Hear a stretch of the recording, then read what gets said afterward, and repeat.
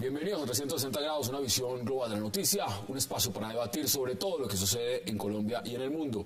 Y empezaremos hablando hoy de Venezuela, la crisis que atraviesa el país suramericano en este momento cuando Leopoldo López, líder de la oposición, ya se encuentra en manos de las autoridades venezolanas. Y luego hablaremos también de otro tema, que es un remesón importante que ha ocurrido en Colombia en la cúpula militar.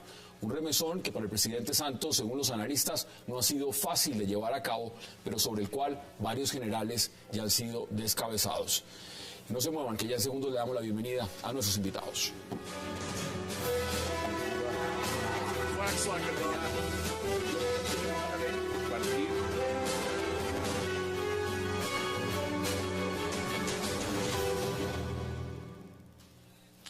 Y qué placer dar la bienvenida esta noche en 360 a Fernando Cepeda, a Sandra Borda, por supuesto también al general Jairo Delgado y al senador Juan Carlos Pérez. Qué gusto que estén acá y gracias por aceptar esta invitación. Gracias. Miren, vamos a tratar de ver, ustedes lo han visto, unas imágenes de lo que ha pasado en Venezuela.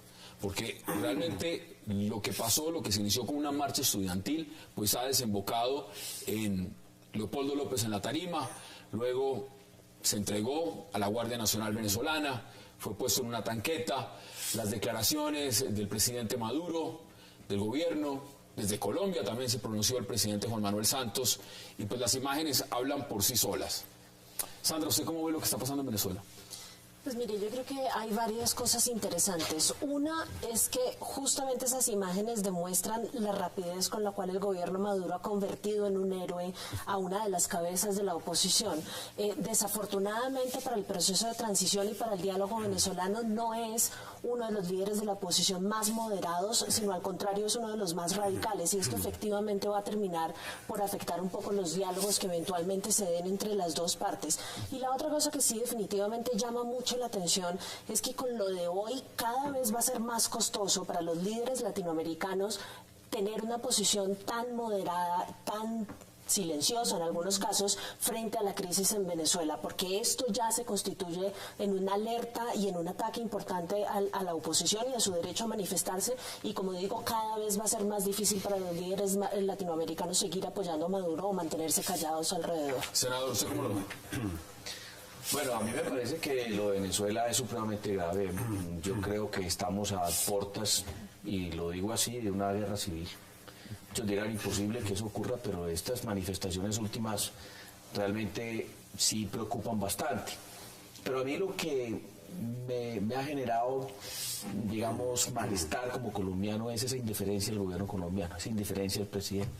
Y hoy, de una manera, yo diría que muy valerosa, entre comillas, porque eso es muy valeroso para el presidente Santos, pues da unas declaraciones donde reclama un maltrato a los colombianos que han sido deportados.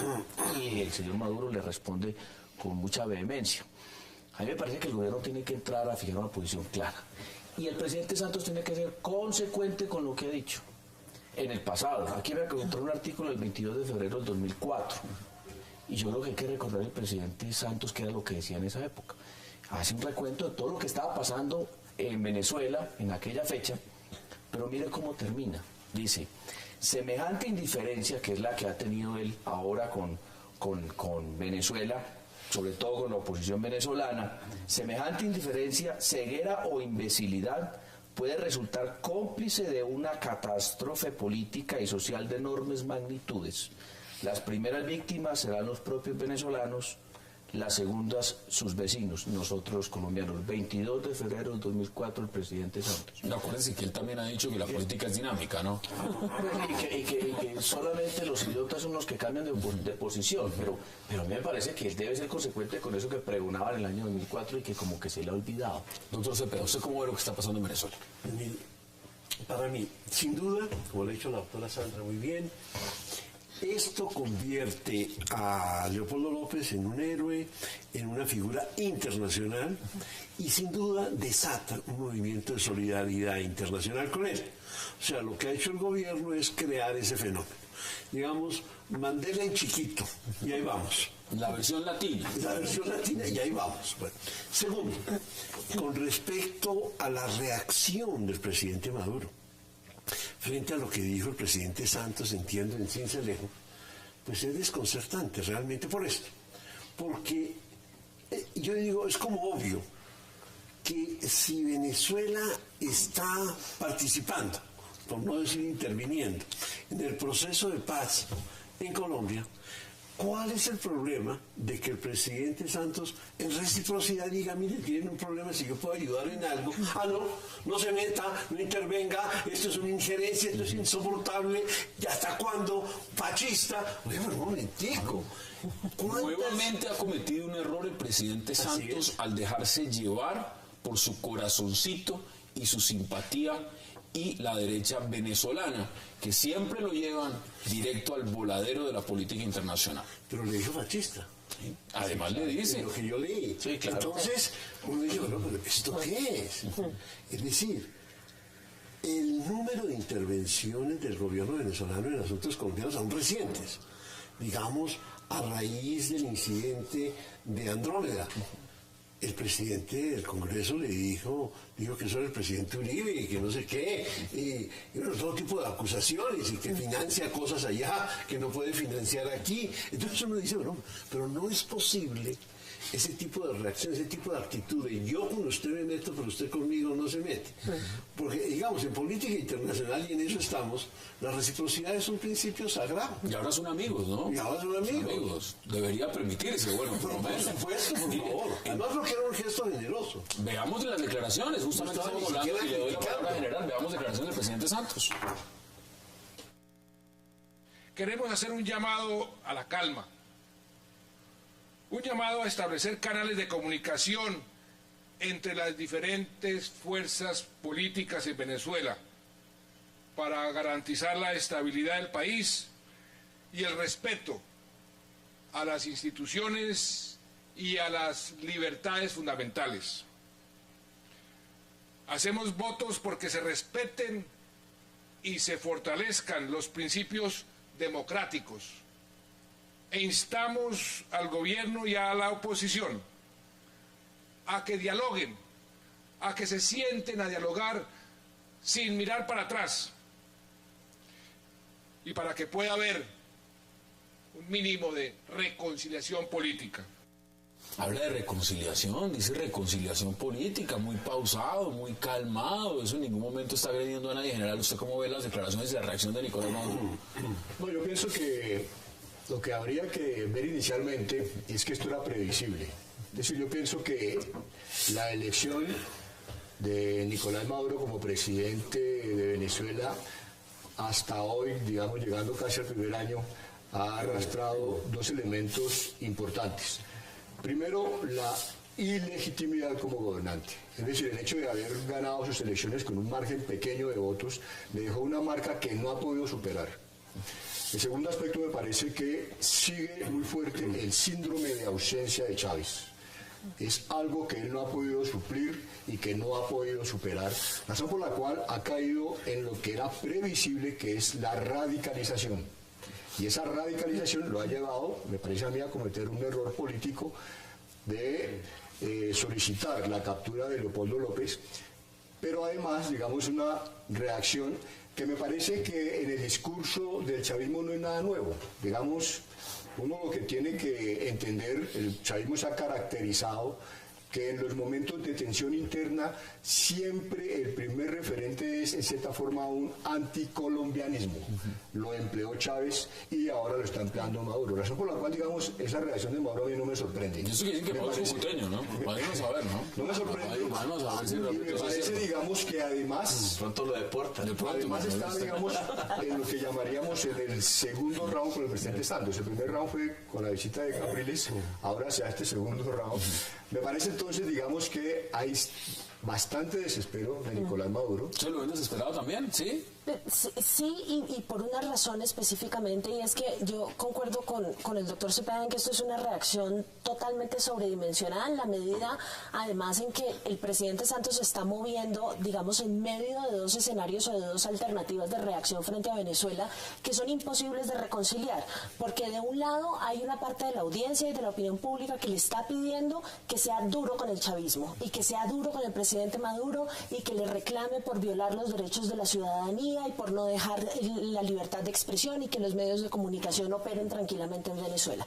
Y de otro lado está quienes le exigen, junto con el gobierno venezolano, entre otras cosas, que no intervenga, y mucha prudencia en la medida en que Venezuela hace parte de la mesa de negociación en La Habana. Esos dos escenarios son imposibles de reconciliar, y lo que hace el presidente Santos es justamente optar por una vía media, que es decir, no voy a censurar a ninguna de las dos partes, entre otras cosas porque no sabemos cómo se va a desencadenar esta crisis y no sabemos quién va a quedar en el poder en Venezuela y lo que eso le vaya a costar al gobierno colombiano.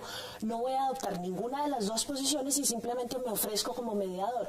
Políticamente hablando, yo estoy totalmente de acuerdo con usted que no es lo más coherente en la medida en que ha tenido posiciones distintas en el pasado, pero teniendo en cuenta las alternativas que tiene disponibles hoy, no creo que hubiera podido hacer una cosa distinta.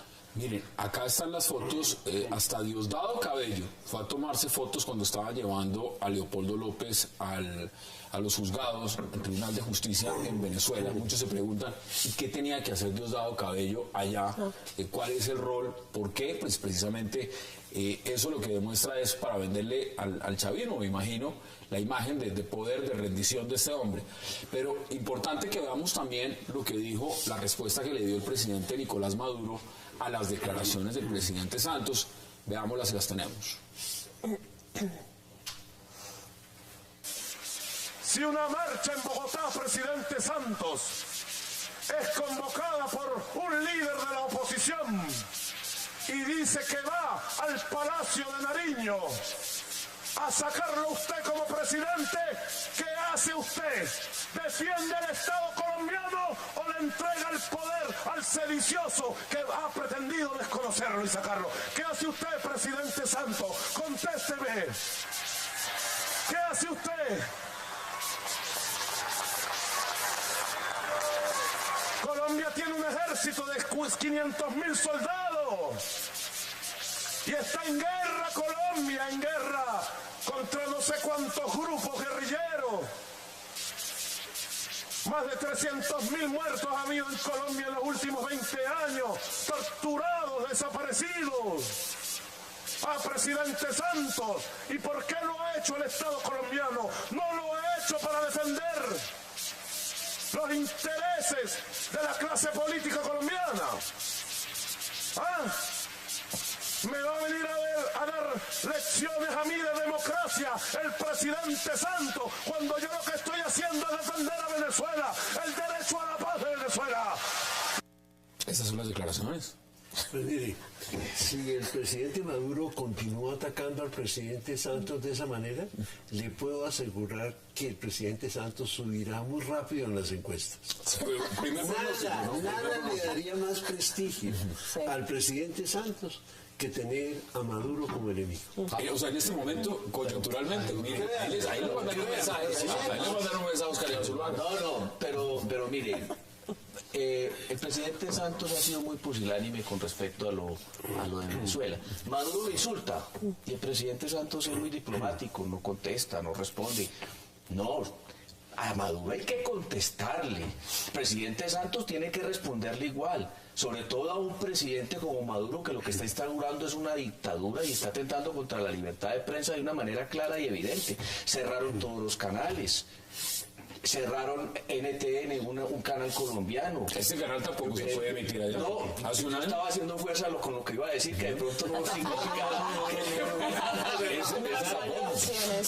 Pero miren lo que ha pasado con los periódicos, cuántos periódicos han cerrado. Quedan los últimos periódicos que creo que tienen reservas de papel por 2 meses. Se va a acabar la libertad de prensa. Yo creo que un presidente como el de Colombia debe hablar duro, pronunciarse y decir las cosas. Pero es que eso se le puede volver al presidente Santos, eso que está diciendo Maduro, porque lo que está pidiendo el país es una respuesta vehemente. Pero miren el análisis de eso en las encuestas le va a terminar favoreciendo.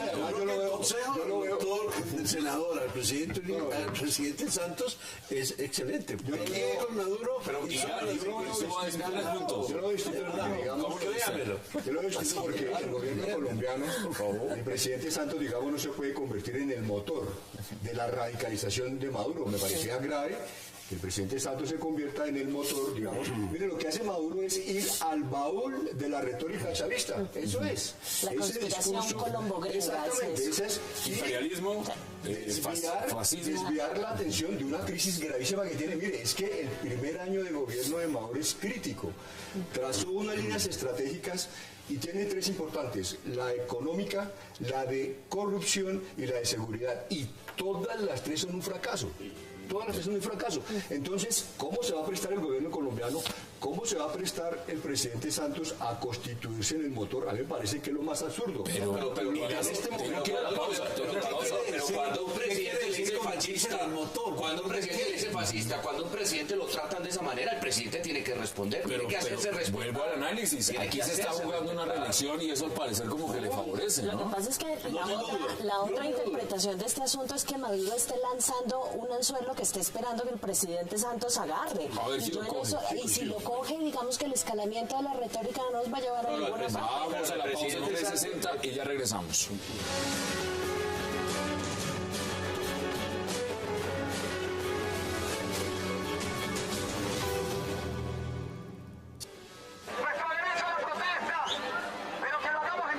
Pocas eran las imágenes del líder opositor Leopoldo López al inicio de las marchas por las calles de Caracas. Rojo y blanco eran los colores que vestían oficialistas y opositores respectivamente en la jornada del 18 de febrero.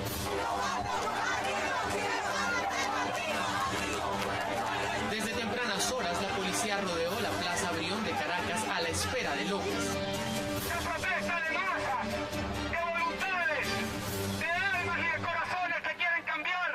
Vía Twitter, este líder actualizaba el camino recorrido y se comunicaba con la gente que le acompañaba por las calles y que representó la mayor expectativa en los días de protesta en suelo venezolano. A las 11:22 de la mañana, hora de Venezuela, Leopoldo López compartió su último tuit. Me desconecto. Gracias, Venezuela. El cambio está en cada uno de nosotros.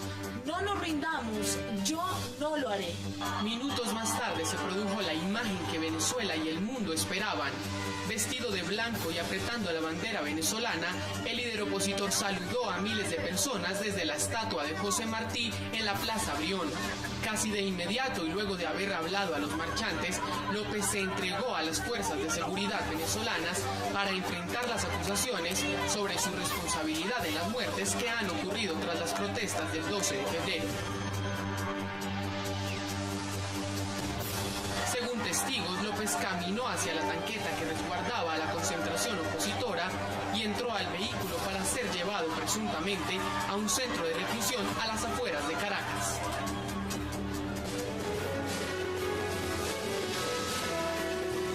Regresamos a 360. Hay que recordar que Leopoldo López también ha tenido aspiraciones presidenciales. En la Mesa de Unidad Nacional él compitió con Capriles y otros más, Diego Arria, María Corina, ganó Enrique Capriles esa nominación. ¿Usted quería anotar algo antes de que fuéramos a la pausa? Dos cositas eran. Primero, que yo veo un presidente muy temeroso que en el sentido de que confrontar a Maduro puede significar la pérdida de respaldo de parte de Venezuela para el proceso de paz. Entonces aquí ese proceso de paz mide el costo que en este momento pues debemos asumir por mantener ese proceso de paz. Y otra cosa que quería agregar era, mire cómo el gobierno venezolano cierra un canal colombiano internacional que fue NTN.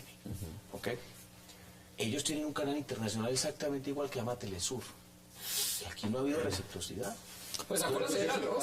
Sacó la señal. El canal sigue funcionando, pero le dice Conatel: no vamos a dejar que esa señal... Bueno, pero Telesur aquí sí entra y dice lo que dice toda clase de sandeces y de vainas contra sectores políticos de Colombia y nos ataca y nos maltrata, y ahí sí el gobierno no dice absolutamente nada. Yo creo en la libertad de prensa. Telesur debe operar, pero también NTN reciprocidad. Yo pienso que considerar que el proceso de paz, digamos, depende de Venezuela hoy es un error. El proceso de paz hoy no depende de Venezuela en lo más mínimo. Quien propició y quien facilitó las condiciones del diálogo no es el gobierno venezolano, es Hugo Chávez. Y ya no está. Y ya no está, es Hugo Chávez. Si Maduro quiere refrendarlo, bienvenido sea. Si Maduro no lo quiere refrendar, le damos la mano y hasta luego. Pero me parece que en este momento Maduro ni el gobierno venezolano tiene absolutamente ninguna incidencia en el proceso de paz. Pero mira, No tiene una incidencia clara, pero yo creo que sí yo estaría de acuerdo en que no están jugando un papel trascendental en las negociaciones, pero sí tiene un papel simbólico que cumplir allí, y es que de todos los actores internacionales que se encuentran en la mesa de negociación, Venezuela es definitivamente ideológica y políticamente el más cercano a las FARC. Si Venezuela sale, se altera el equilibrio de la mesa de negociación en materia de participación de los actores internacionales, y eso es un problema para el gobierno y es un problema para la negociación. Ahorita, en este momento, la señal estaba en vivo, en directo, Venezolana Televisión estaba transmitiendo los cargos de los supuestos crímenes por los cuales Leopoldo López va a ser acusado, porque le están diciendo que los muertos son culpa de él. ¿Usted cree, doctor Cepeda, que Leopoldo López va a tener garantías en Venezuela, en el sistema judicial venezolano? Pero mire, cuando el Poder Ejecutivo, representado por el Presidente de la República, cuando el Poder Legislativo, representado por el Presidente de la Asamblea, juegan este papel tan notorio, tan protuberante en la detención de Leopoldo López, el presidente celebrando y diciendo aquí no va y va para la justicia? ¿Cuándo?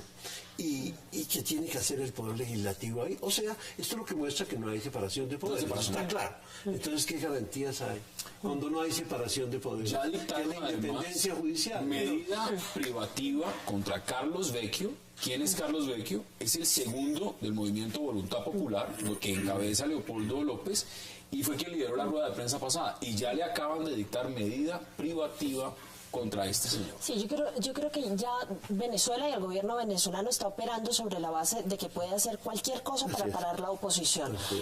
Y de aquí en adelante es función de la comunidad internacional, y por eso insisto en la necesidad de que los mandatarios y la región se pronuncien.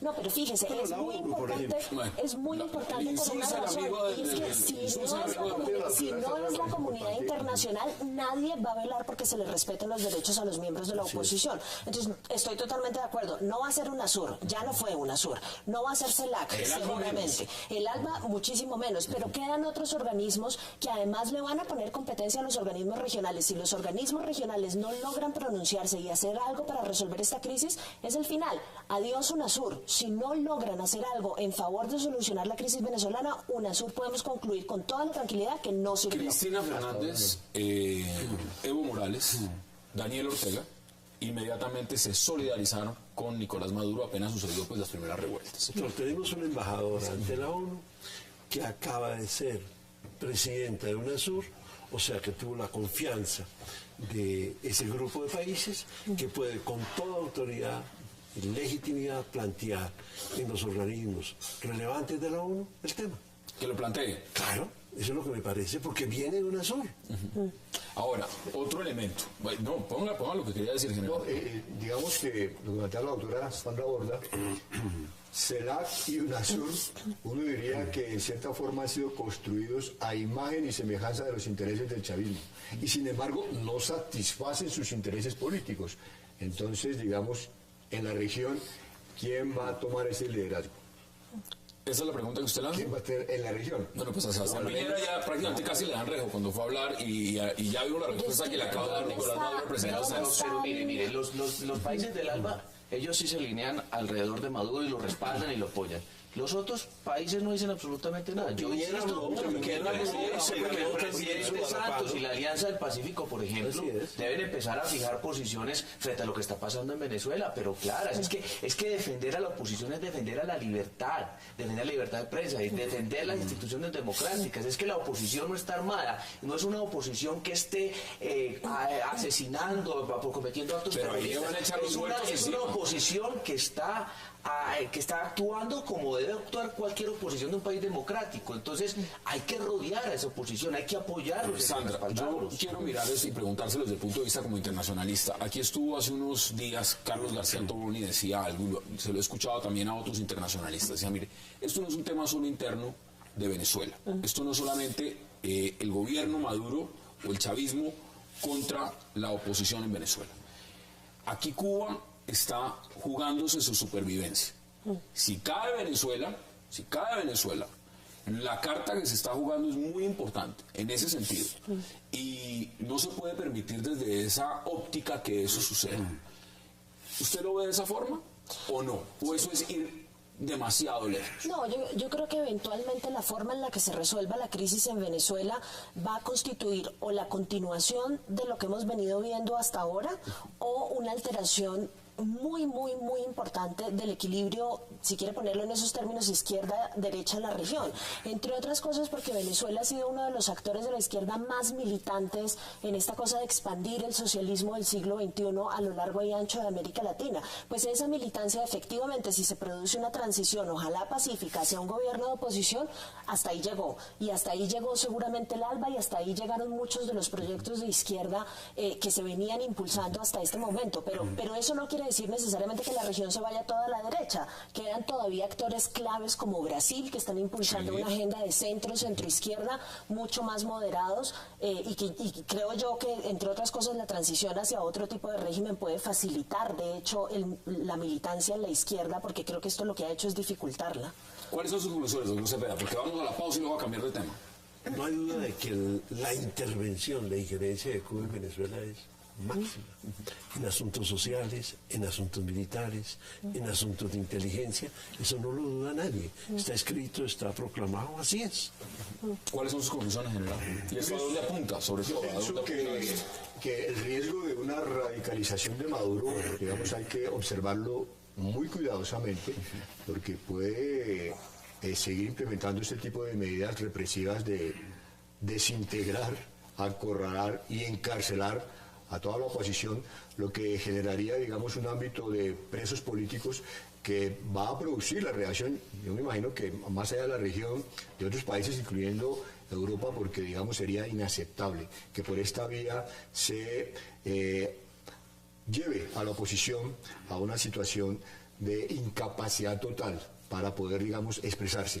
Y me parece que el otro aspecto es de que el asistencialismo energético, que yo llamo, que es ese que el presidente Maduro y que el chavismo ha tratado desde PDVSA, tratar de mantener para sostener la revolución, que se está acabando. No ha podido mejorar la producción de barriles de petróleo, porque de 2.4 bajó a 1.7 millones, y además en el 2013 casi que hubo una pérdida de 59.000 millones. Razón por la cual el desespero de Maduro lo va a llevar a hacer desabastecimiento, inflación. Exactamente. Ese es un riesgo. Yo creo que hay que rodear a la oposición venezolana también. Es que yo creo que los países latinoamericanos deben fijar una posición también de respaldo y apoyo. Yo veo a la oposición venezolana muy sola, con mucha gente acompañando a Maduro, sobre todo varios gobiernos latinoamericanos, pero hay que acompañar también a la oposición venezolana, porque esto va a seguir generando una represión mayor. Ahora es Leopoldo, este otro señor, el segundo del partido, María Corina, portas también de ir a la cárcel. Entonces toda la oposición, como van las cosas, en unos 3 o 4 meses toda la oposición venezolana va a estar encarcelada y se va a repetir la historia, desafortunadamente, que se vivió en Cuba cuando llegó Castro. Estas son las posiciones, vamos a la pausa y al regreso vamos a hablar del cambio en la cúpula militar en Colombia. Ya volvemos.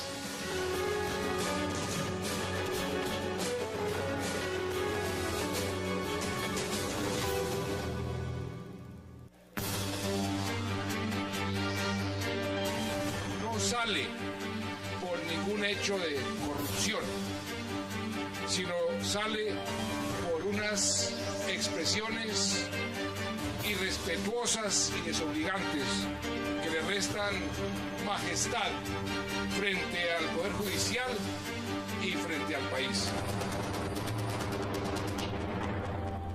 Cometió una imprudencia, utilizando expresiones inaceptables.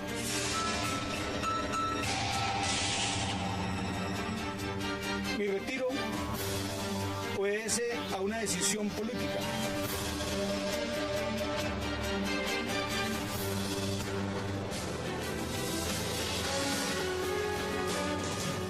Bueno, regresamos a 360 y vamos a hablar de ese cambio.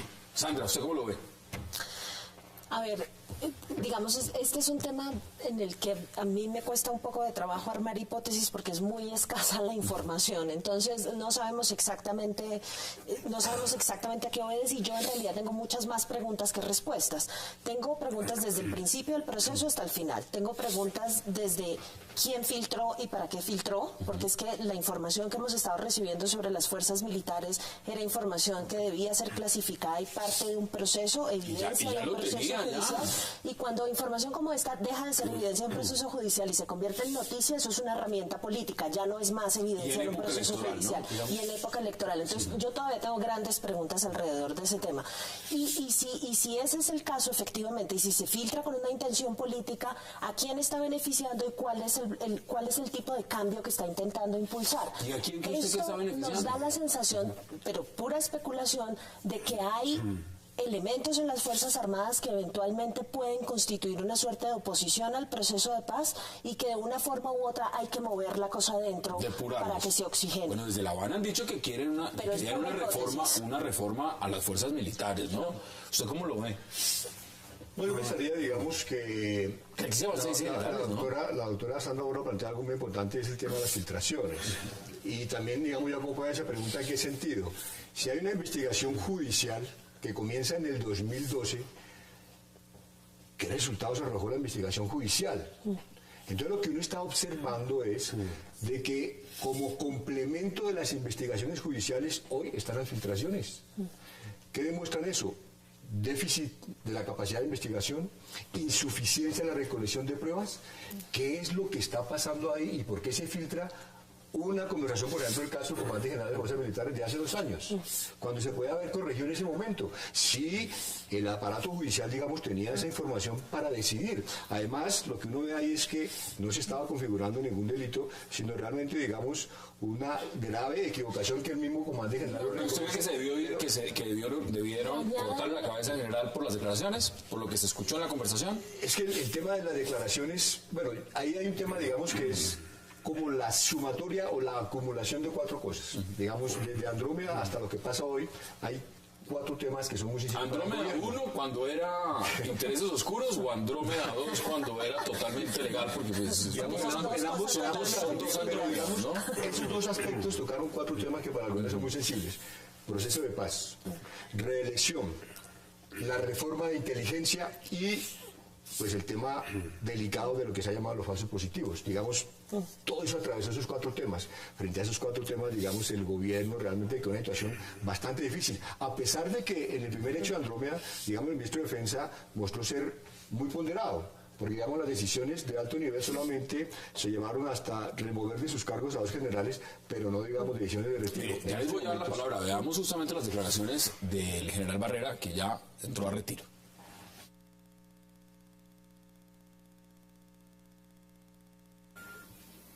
Mi retiro obedece a una decisión política que se produce por un infortunado episodio relacionado con una conversación privada hace 2 años con un oficial subalterno sindicado por el delito de homicidio, quien manifestó su inquietud por un presunto montaje en contra suya y ante la gravedad de lo comentado empleé expresiones inapropiadas, por lo cual reitero mis disculpas al ente investigador. En relación con las denuncias por presuntas irregularidades en procesos de contratación del Ejército, espero que los señores oficiales mencionados en las grabaciones puedan ejercer su derecho a la legítima defensa y al debido proceso como todo ciudadano, pues es una condición inalienable aún siendo militares. Doctor Cepeda. Fíjese usted, tenemos chuzadas buenas y chuzadas malas. Eso ya es bien. La semana publica el cassette en la portada. Perfecto, qué maravilla, ¿qué dice el cassette? Hay chuzadas en Andrómeda. ¡Qué horror! Pero qué espanto, ¿qué está pasando en este país? Bueno, dejemos esa anotación. Segundo, a mí lo que más me preocupa en esto es el tema institucional. En 2 sentidos. Primero, el tema institucional de las fuerzas, de la fuerza pública. A mí me parece que hay que expresar toda la admiración, todo el afecto, todo el respeto por la fuerza pública y aislar los problemas individuales que hay en la fuerza pública, como lo hay en todas las instituciones, el Congreso, las Cortes, donde usted me diga.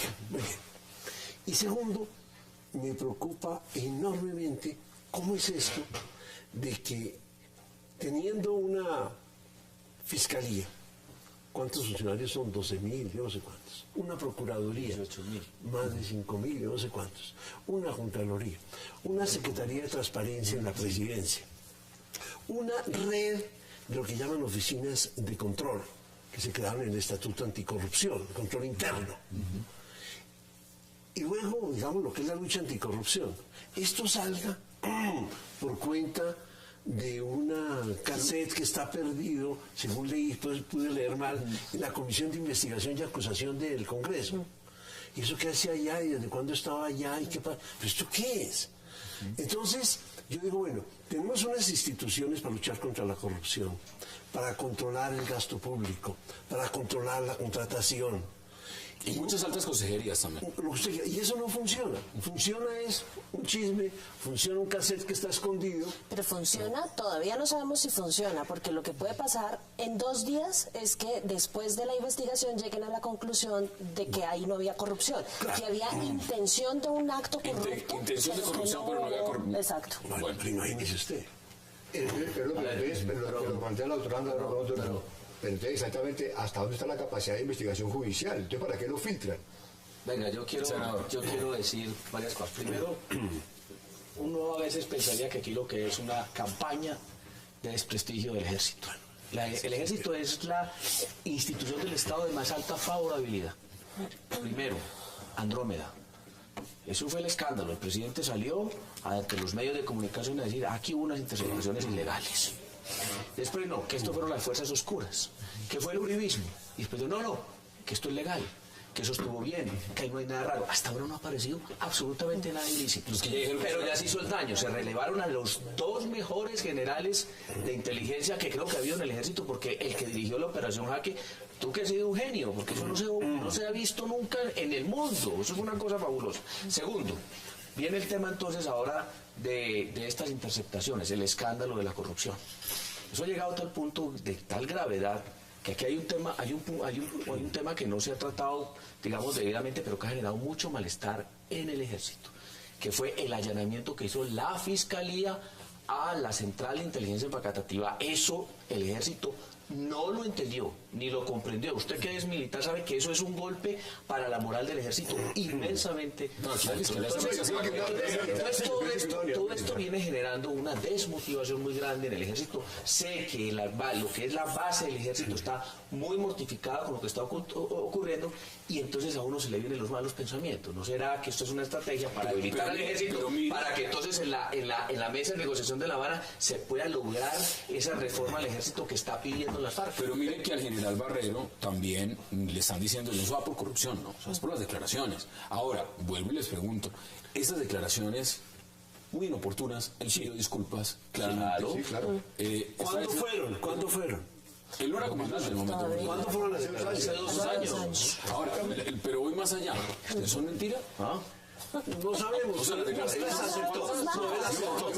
aceptó. El ministro de Defensa había dicho que la voz del general no era la voz del general. Pero él aceptó. Pero en una de las grabaciones, en las que habla mal de la Fiscalía, sí aceptó que ¿En la Fiscalía de Corrupción? ¿O en la Fiscalía es un ente...? No, y además uno también puede construir el argumento que hay funcionarios que han hecho cosas mucho peores que hablar mal de otra agencia que no se vale, por esa razón. Entonces... Yo pienso que el doctor Cepeda, digamos, más que buscar el prestigiar al ejército del doctor Cepeda, me parece que da una apreciación muy buena en el sentido de que es un problema institucional en cuanto a un déficit institucional de investigación entonces. Porque si yo investigo, es que mire que hoy los medios reflejaron un expediente creo que de 200 o 300 o 400 páginas entregado por el cuerpo técnico de investigación, en donde está toda la investigación, con señales, teléfono interceptado 320 no sé qué, habla 1 habla con 2, habla 3, habla 4, habla 5, ¿qué pasó con eso? Pero lo más preocupante es para qué guardan eso con un propósito de meterlo en un momento indicado contra el ejército. ¿Y por qué lo saca la revista Semana ahora, antes de elecciones? Yo creo que esto es un boomerang para el presidente Santos. A mí me parece que esto le ha debilitado mucho su reelección. Yo creo que la fuerza pública En este momento una previsión con el tema de la reelección de presidente. No hablo de los militares que la Fiscalía perdió su capacidad de investigación judicial y se dedicó al protagonismo político. Hay una pregunta que hay que responder. Entonces, ¿hay una agenda política? ¿Lo ven así o lo ven distinto? Es que definitivamente, digamos, la institucionalidad que mencionaba el doctor Cepeda, dedicada a combatir la corrupción, está ahí justamente para combatir la corrupción desde adentro, seriamente, y no a través de los micrófonos de los medios de comunicación.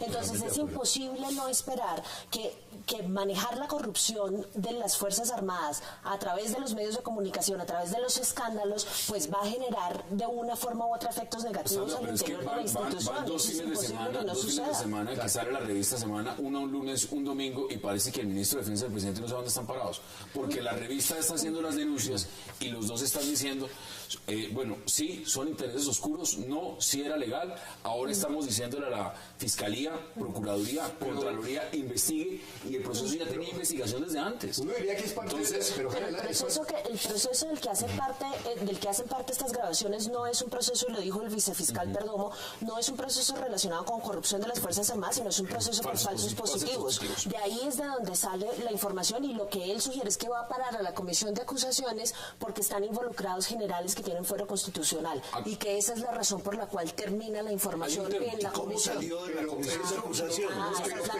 Pero ¿cómo salen las cosas, senador? Una claridad frente a lo que acabas de decir, que es importante hacerlo. Yo sí me pregunto qué estaban haciendo esas grabaciones en la comisión de acusación. Pues es que los generales no los procesa la comisión de acusación, es la Corte Suprema de Justicia. De acuerdo. ¿Quiénes son los que son procesados por la comisión de acusaciones? Ojo, los que tienen el juicio político, el antejuicio político, el presidente, el fiscal, no, los ministros no,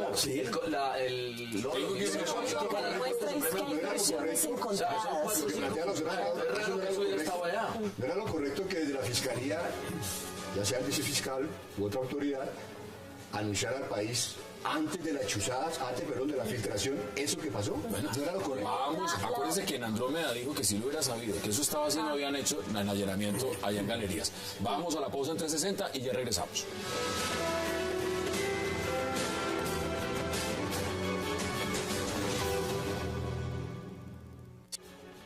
Así queda la nueva cúpula militar con el remesón anunciado por el presidente Juan Manuel Santos y el ministro de Defensa Juan Carlos Pinzón. Sale del comando de las fuerzas militares el general Leonardo Barrero y asume el cargo el general Juan Pablo Rodríguez, quien se venía desempeñando como comandante del Ejército Nacional. El general Jaime Alfonso Lasprilla asume como comandante general del Ejército. Y al Estado Mayor Conjunto ingresó el general Javier Flores Villamizar. Además, 4 oficiales salen del área administrativa porque, según el presidente, debían garantizar la transparencia en las contrataciones y no lo hicieron. El mayor general Juan Pablo Rodríguez Barragán, nuevo comandante de las fuerzas militares, es un ingeniero de obras civiles y militares que nació en la Mesa Cundinamarca el 8 de febrero de 1959. Ingresó hace 37 años a las fuerzas militares. Estuvo además al frente de la 5ª División del Ejército en el centro del país, donde se inició la persecución del líder de las FARC, alias Alfonso Cano. Regresamos a 360. El general Barrero también dijo en el momento de irse que sigue apoyando la gestión del general Mora en la mesa en La Habana. Y ese me parece que es un buen mensaje para responder a la doctora Sandra Borda, porque ella plantea una hipótesis, digamos, muy prudente en cuanto si al interior, digamos, de la fuerza militar o la fuerza pública general habría, digamos, una línea, ¿no?, realmente oficiales en contra del proceso. Yo pienso que no. Yo pienso que lo que hay son debates, lo que hay son, digamos, posiciones frente a lo que significa reducir, digamos, por la vía militar un enemigo que duró 50 años, digamos, en la confrontación. Bueno, ¿y hay corrupción? ¿Hay corrupción adentro? ¿En el ejército? Bueno, eso es lo que se va a investigar, porque es que aquí en la mesa quedó planteado algo que me parece interesante, y es ¿cuántas horas de grabación son? Si son 3.000 horas, esas 3.000 horas las va a conocer la opinión pública, o la opinión pública solamente va a conocer las que eran de interés de quienes querían hacer un daño con un propósito. Esa es una buena pregunta. ¿Será que vamos a conocer la integridad de las grabaciones de la investigación, o son goticas que progresivamente se van dando a la opinión pública para objetivos específicos contra ciertas personas? Ahora, la otra pregunta que hay que hacerse, y esta pregunta tal vez es un poco más, qué sé yo, más conceptuales, ¿en qué medida lo que estamos presenciando es una forma muy rara y muy particular de buscar un ajuste al interior de las fuerzas militares ahora que parece que el proceso de paz definitivamente es un hecho? Sí, porque hasta hace algún tiempo todavía estábamos con la incertidumbre de si esto finalmente iba para alguna parte. Y teníamos incertidumbre de si las FARC tienen... 3,5. Gracias. Pero teníamos incertidumbre de si las FARC tenían la intención, la voluntad política de terminar el proceso de paz y firmar la paz.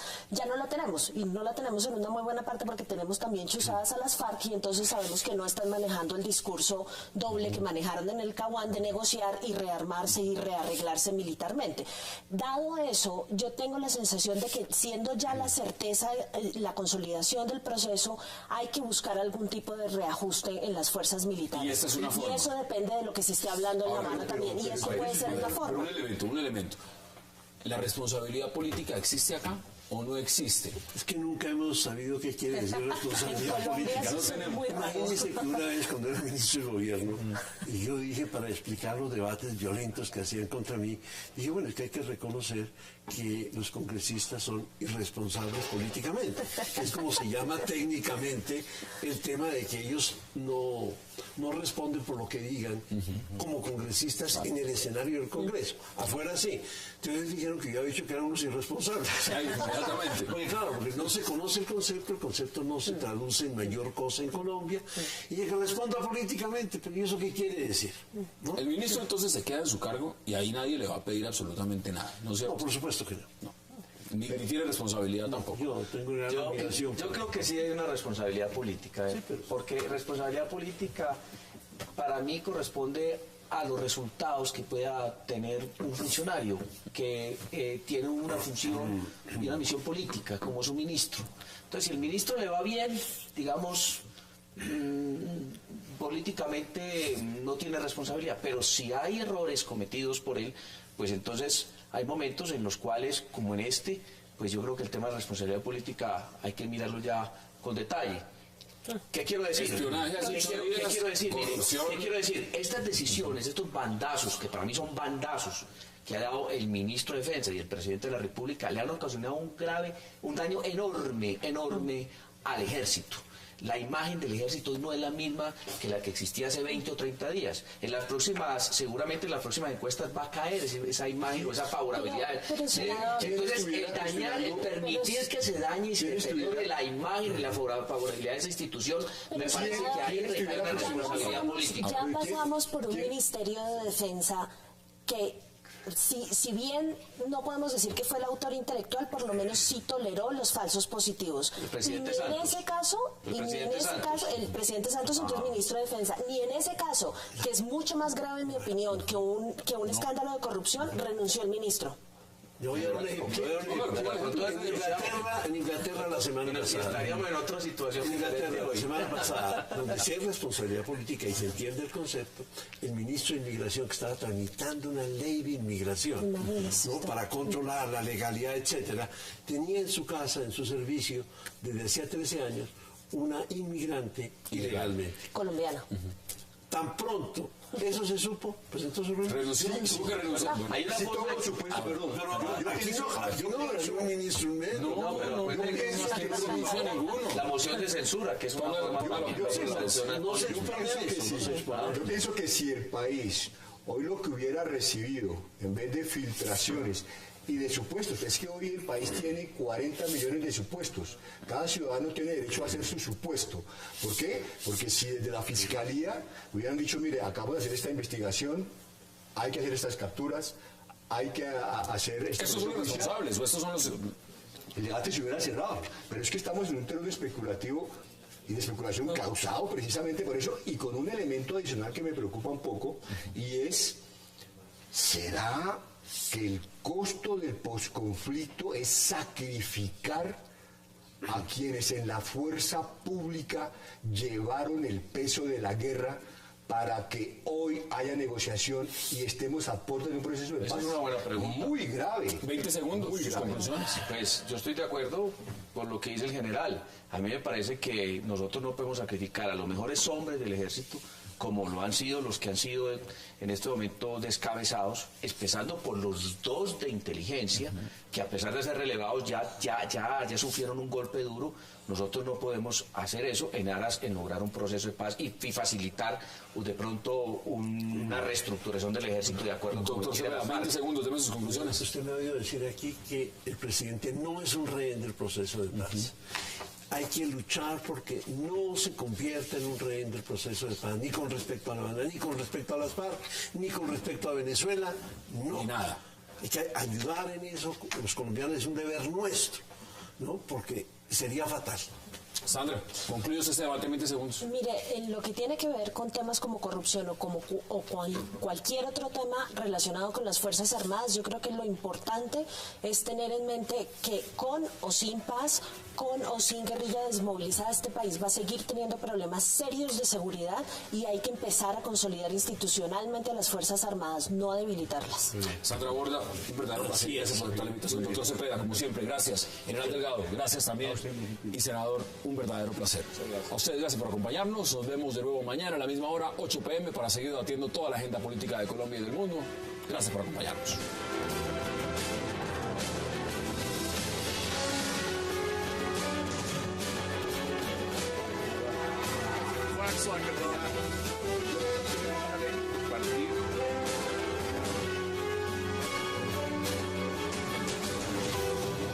Interesantes. Una es que justamente esas imágenes demuestran la rapidez con la cual el gobierno Maduro ha convertido en un héroe a una de las cabezas de la oposición.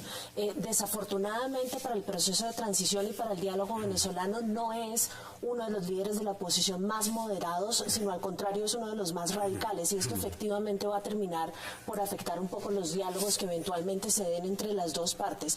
Y la otra cosa que sí definitivamente llama mucho la atención es que con lo de hoy cada vez va a ser más costoso para los líderes latinoamericanos tener una posición tan moderada, tan silenciosa en algunos casos frente a la crisis en Venezuela, porque esto ya se constituye en una alerta y en un ataque importante a la oposición y a su derecho a manifestarse, y como digo, cada vez va a ser más difícil para los líderes latinoamericanos seguir apoyando a Maduro o mantenerse callados alrededor. Senador, ¿usted cómo lo ve? Bueno, a mí me parece que lo de Venezuela es supremamente grave.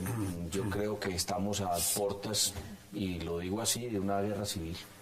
Muchos dirán imposible que eso ocurra, pero estas manifestaciones últimas realmente sí preocupan bastante.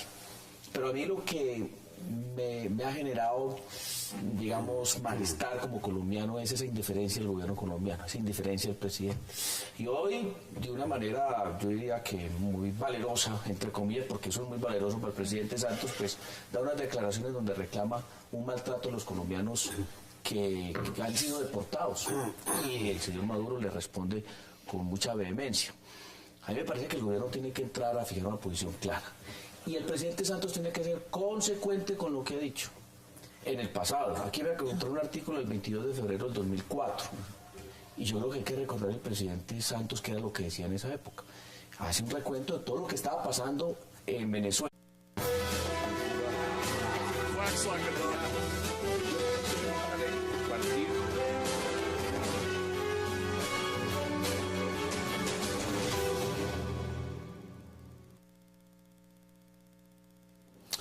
Bienvenidos a 360 grados, una visión global de la noticia, un espacio para debatir sobre todo lo que sucede en Colombia y en el mundo.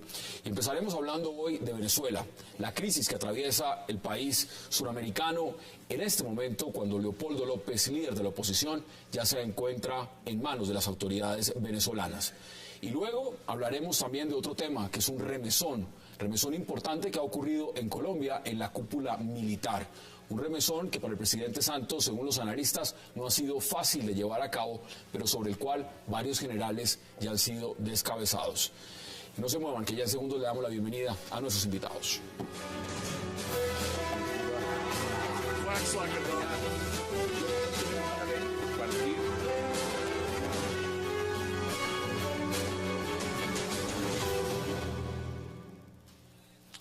Y qué placer dar la bienvenida esta noche en 360 a Fernando Cepeda, a Sandra Borda, por supuesto también al general Jairo Delgado y al senador Juan Carlos Pérez. Qué gusto que estén acá y gracias por aceptar esta invitación. Muchas gracias. Miren, vamos a tratar de ver, ustedes lo han visto, unas imágenes de lo que ha pasado en Venezuela.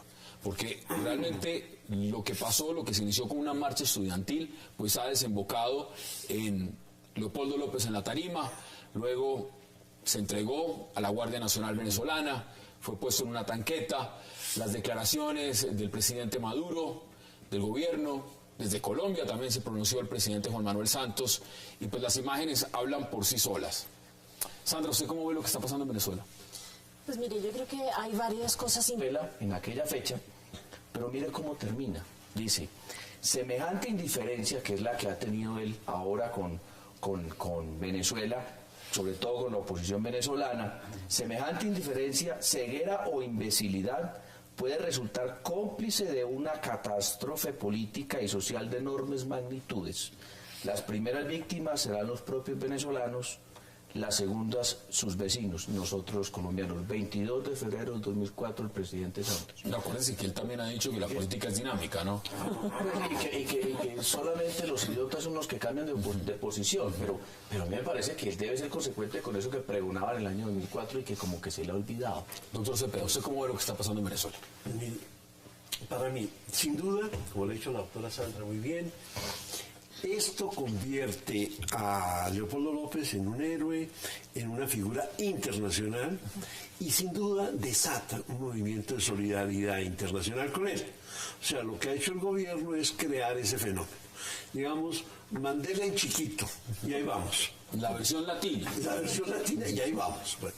Segundo, con respecto a la reacción del presidente Maduro, frente a lo que dijo el presidente Santos, entiendo en Cincelejo, pues es desconcertante realmente por esto.